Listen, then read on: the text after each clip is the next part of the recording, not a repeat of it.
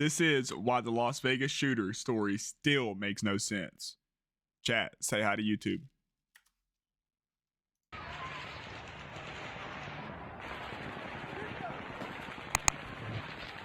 Damn, Steve it's nothing to heavy. do with any political Oh, is he? organization, Was it his religious hairline? organization, no white supremacist, nothing. The room is quiet. He's standing barefoot. I mean, I believe you, brother. I hope you're right. Stories above the Las Vegas Boulevard. The hot desert air has just filled the entire room. He's just shattered the window with a hammer. Glass is scattered everywhere. And he's barefoot. He busts the window out with a hammer first. He's barefoot with the busted window. The vibration from 22,000 He's barefoot? is coming from below. He sees them waving their phones like...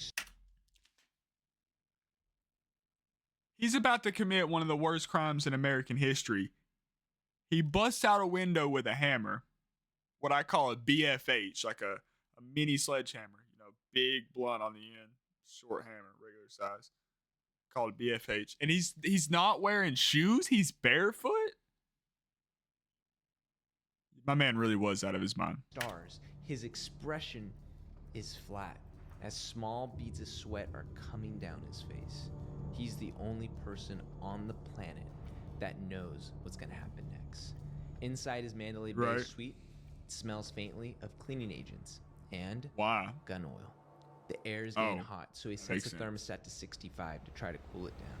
He checks the hallway monitor, no movement. He slowly walks past two rifles mounted on tripods. What if he went down to the casino and won a bunch of money? Do you think he would have still done this? Playing a live feed of the concert below. Jason Aldean is about to start. He glances at the cameras. He's mounted outside the... For real, do you think if the Vegas guy went to the casino and just like, you know, lost his train of thought for a little bit and was like, here, I'm gonna spend just for shits and gigs, and like won the jackpot, you think he would have still carried out this event? You know, suite, one faces the hallway, another watches the door. It's time. He leans down and opens a hard black rifle case. Inside, a meticulously customized AR-15 with a bump stock. He doesn't rush. He doesn't speak. He lifts it, loads, click, and at 10:05 p.m., he pulls the trigger, and then chaos ensues. A country music festival turns into the deadliest mass shooting in modern American history. So, like, it's controversial. It's a hot take. Like, I've heard, this is the official narrative, by the way, this right here. I've heard that from, like, people who know ballistics and firearms, that, like, the noises they heard were not what is being described right here. It was not this weapon, and it was not one of these things. Speak. He lifts it, loads, click, and at 10:05 p.m., he pulls the trigger, and then chaos ensues. A country music festival turns into the deadliest mass shooting in modern American history. But what if the real story isn't about what happened? What if it's about who made it happen? Because when you look made it happen. What you talking about? Stephen Craig Paddock, it doesn't add up. And authorities to this day claim it was a lone gunman. No clear motive, no terrorist ties. Case closed, right? So we thought. But when you dig into the timeline, the surveillance footage, the forensic reports, the witness statements, and Paddock's life, wonder what he had to lose. An entirely different picture starts to form. One that doesn't support the official story. Brothers seem to be quickly, a pretty well put together there are many person. Theories that challenge the official story. Witnesses reported multiple shooters across several hotels that night. Videos appear to show helicopters hovering during the attack around the country music festival. Some audio analysis experts say the rapid gunfire sounded like it came from a belt-fed machine gun, not a bump stock, which they ended up outlawing after this. Paddock's laptop hard drive was mysteriously missing from the scene. His autopsy revealed a minor heart condition, but there was never any clear mental illness. While each theory deserves exploration in its own video, the biggest question today is we're going to try to answer is, why does Stephen Paddock, the man himself, not fit the mass killer profile? This wasn't someone known for violence, mental instability, or extremism. He didn't even have a traffic ticket, yet somehow he allegedly carried out the most devastating shooting in modern US history. The alleged claims begin that Stephen Paddock checked into room 32-135 3 days earlier, September 28th. He used the service elevator. No one searched his bags. In total, he brought 23 rifles, thousands of rounds of ammunition, scopes, tripods, surveillance gear, Thousands and hard of rounds drives, of like we ammunition. mentioned, It's that crazy. disappeared. He installed cameras inside Wonder and what outside were on the hard room. drives. One was hidden in a food cart left outside the door. He watched the hallway from his laptop. He studied the festival schedule, apparently. He knew exactly where to shoot, and this sounds like a trained mercenary, or at least a highly trained individual prepared to unleash the worst mass shooting in history based on what I'm telling you. But the background doesn't make any sense, and here's why. Stephen Paddock was 64 years old when this happened. A retiree, a multimillionaire, a property investor. He owned homes in Texas, Nevada, and California. He had a retired 64-year-old multi-millionaire.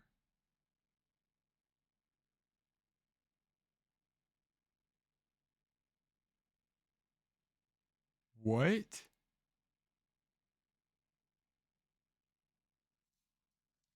Small fleet of cars, 2 planes apparently, and he paid his taxes on time and left generous tips for casino hosts and waitstaff. We have many reports of these people not believing the testimony that he did this. He cared about everybody's finances. He cared about everybody's cars. He actually cared about people.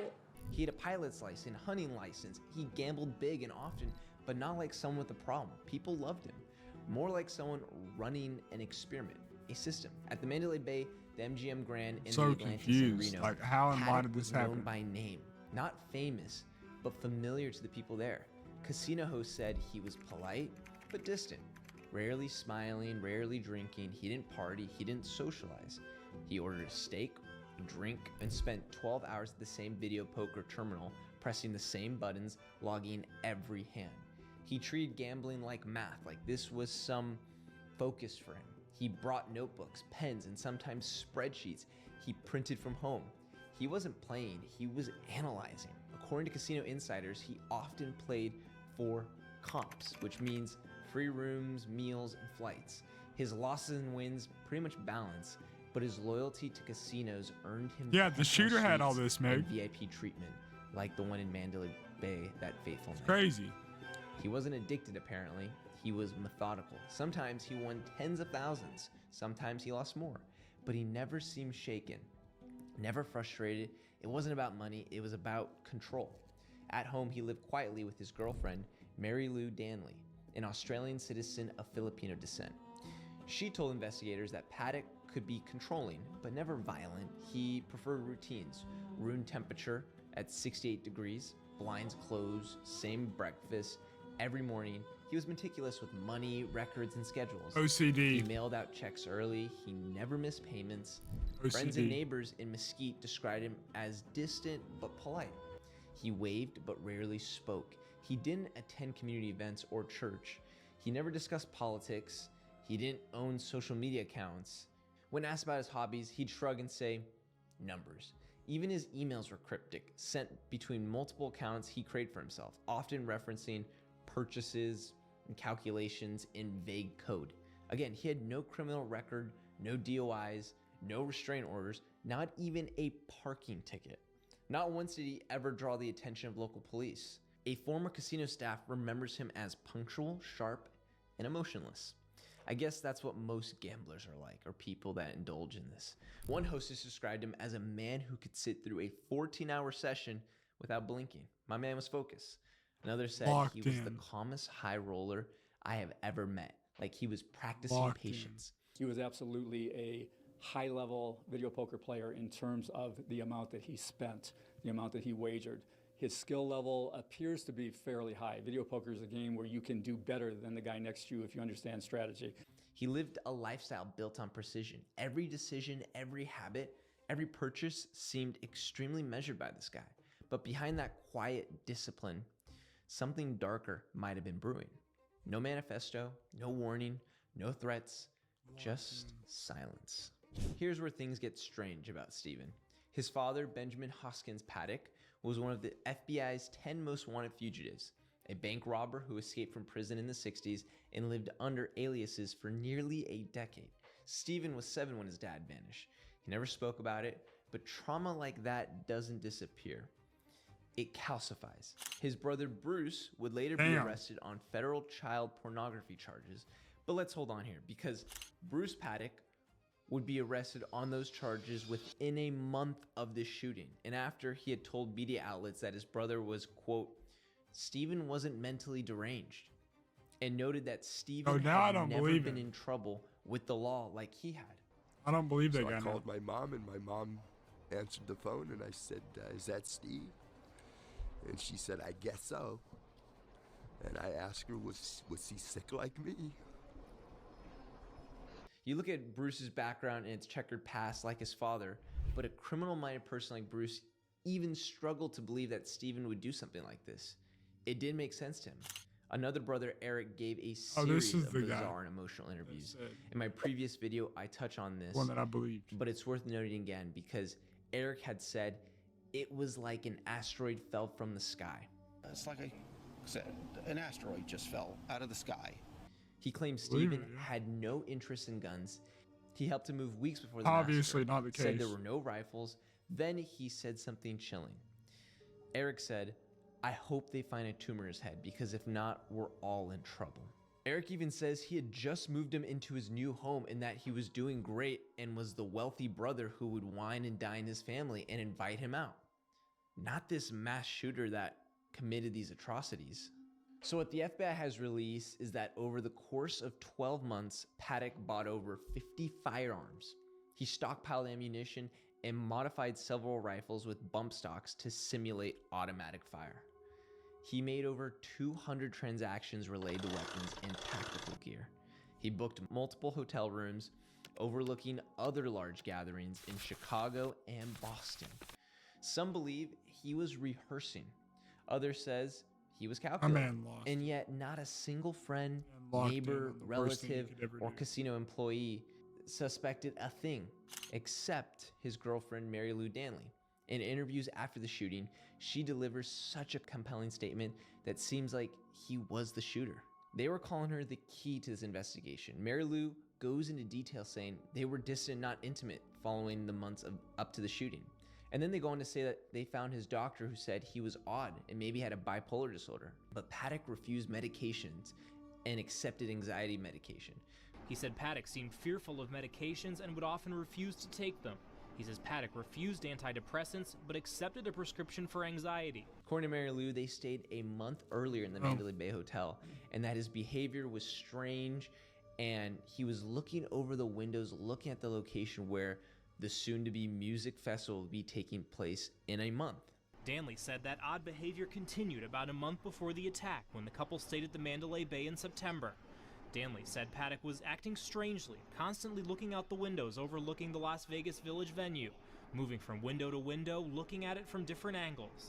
You even have relatives to Mary Lou who went on camera with blurred faces claiming that Steven sent her away without any plans or excuses. Then you have Sheriff Joseph Lombardo, who of Nevada is actually now the governor. And he makes it clear that Mary Lou was not in the country, confirming the story. But now we have an ex-DARPA JSOC hacker who has come forward recently on the Julian Dory podcast to explain why he was called at 10 p.m. that night of the shooting by the FBI. So Steven Paddock traveled frequently. He took cruises to the Middle East, to Asia. None of this makes sense at all. He visited the Philippines several times with Mary Lou Danley.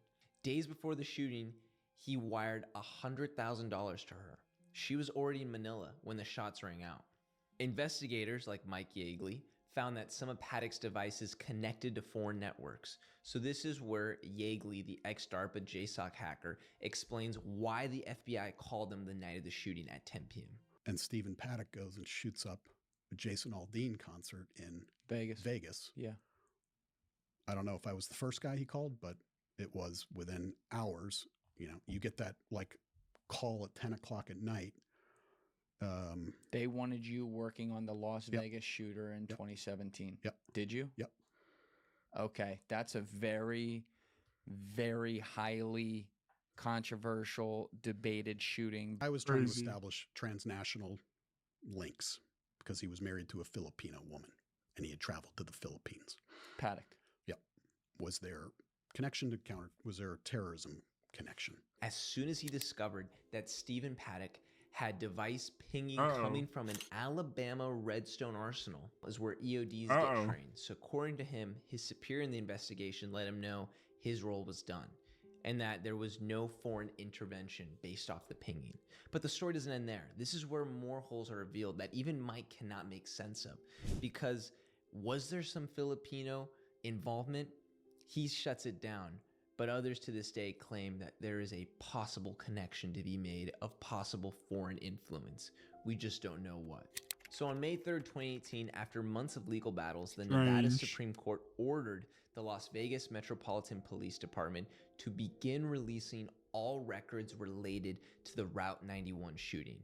This included 911 calls, dispatch logs, crime scene photos, and most importantly, body camera footage from officers who breached Paddock's suite. The Las Vegas Metropolitan Police Department had resisted for months.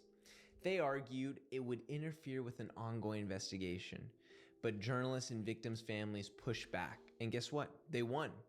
The first body cam footage was released, and it was tense, chaotic, and dramatic. It showed police breaching Paddock's suite, rifles up, shouting commands, moving through the room.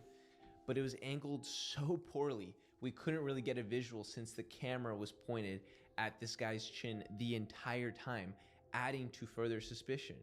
But one thing was missing: the lead officer's body camera. He didn't turn it on. And so the most critical moment, the moment police entered and saw Paddock, is missing from view because an officer who was leading it forgot it.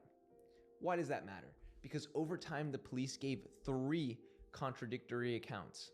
The police engaged the suspect in a firefight. The officer saw Paddock shoot himself as they entered. Paddock was already dead when they arrived. All 3 different accounts. This footage resolved that's none of crazy. that, since we couldn't even see him. That's or what was going crazy. on. And there's more. The police took over 77 minutes after the last shots were fired. That's before they reached insane. the suite. One view. No one has clearly explained why. Facing up. Was it caution, miscommunication? 3 different or something accounts. else? Inside, we've been told Paddock was found dead. That is the official story. And the official story goes that he reportedly shot himself, not the 2 other theories. But the rifle was across his leg. The blood spatter was minimal. Forensics showed inconsistencies. The angle, the pooling, the glove on the floor. Some say it looked staged. And then there's the conflicting reports from that night. Multiple calls of active shooters at other casinos. Bellagio, Tropicana, New York, New York. Police scanner traffic confirms it. It sounds like it's confirmed there are at least 2 shooters with fully automatic weapons. But no official reports were ever released explaining what was found at those scenes. There's even reported shots seen on police body cam footage after Stephen Paddock was supposedly compromised. There's footage of the floor he was on and when the shooting took place showing no gunfire coming from that window. And there are hundreds of witnesses claiming they saw helicopters flying around, and there are videos of helicopters flying around opening fire. You could see the muzzle flashes. Calling it a lone wolf attack with no known motive seems to be far from the truth of what many of these witnesses saw. Now, I don't know about all that. Order, the Las Vegas Metropolitan Police Department I don't know. I hadn't heard. I heard all that. 911 calls, dash cam videos, surveillance footage, search crazy, warrants, and though. affidavits. People were in the helicopter shooting out. Twists. Sheriff Joe Lombardo, now the governor, who led the police response, eventually closed the case. He declared it a lone wolf attack with no known motive. When he ran for governor of Nevada and he won, and under his leadership, the case remains officially closed. No further comment, no reopened investigation. Theories have flourished ever since. Was Paddock a fall guy? Was there a second shooter? Why all the redactions and the delays? Where was the main camera that wasn't Where would there? they have But gone today, though? the Like if official there were position other is simple. shooters, The where would they case have is gone? closed. The motive is unknown During the and breach the right there. answers still locked away. And we know that the gunfire lasted 10 minutes, then nothing. SWAT didn't breach his room until 11:20 p.m., 77 minutes later. They said they were assessing the threat, and maybe that's a fair comment.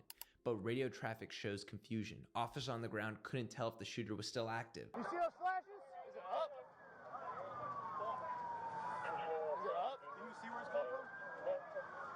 then there's the wild footage of them entering the Mandalay Bay suite that you have to watch for yourself and decide if this looks suspicious or not.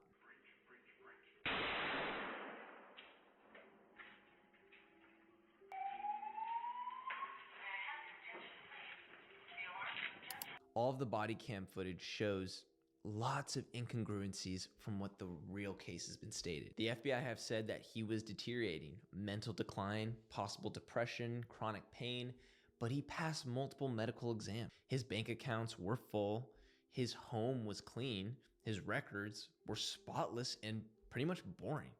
He didn't leave a note, no message. One ATF agent told reporters off the record, Crazy. It was the most meticulously planned mass shooting they have ever seen. And we have no clue why.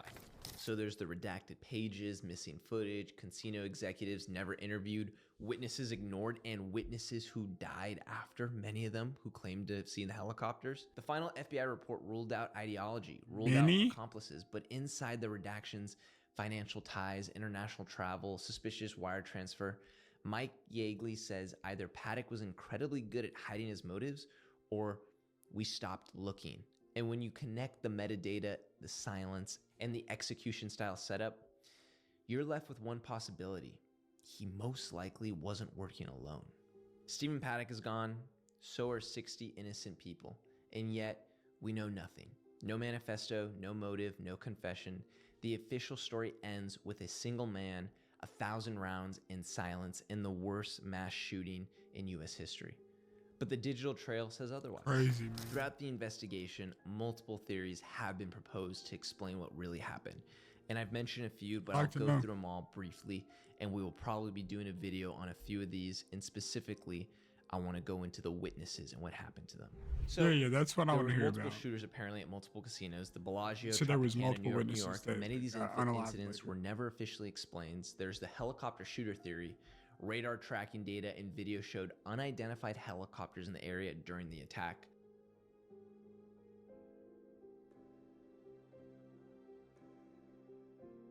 No call sign. Okay.